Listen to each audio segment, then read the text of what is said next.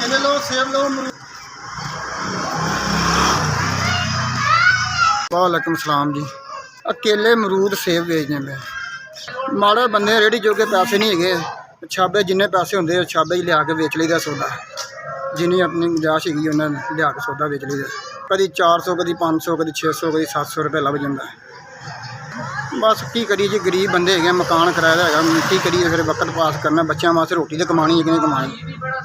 हाँ जी, 2 बच्चे सी मेरे, एक बच्ची मेरी फौत हो गई है, 2 मेरे को रास पूंजी सी, वो सारी हस्पताल लग गई मेरे को। वो दिल का मसला ही, दिल के वाल बंद होए सी। अज पहला दिन से लिया के रास भेजी सी सौदा जरा है 400-500 रुपया लिया के सौदा सुदा लिया के पा लिया बच्चे वास्ते। मैं मजदूरी कमा के खा ली, जी रास लग लुग गई जो कुछ है जी। भैन जी बच्चे लग गए, इन्ने पैसे नहीं गए, खुला सौदा पा लीए, बड़ा औखा वक्त पास कर रहे हैं। 5000 रुपये है भैन जी।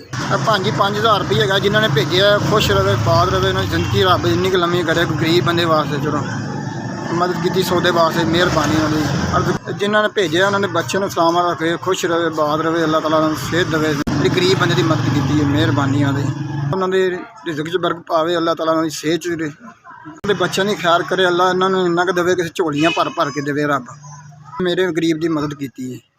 SBS मेहरबानी, तुहाडा भला होवे। मैनूं 5000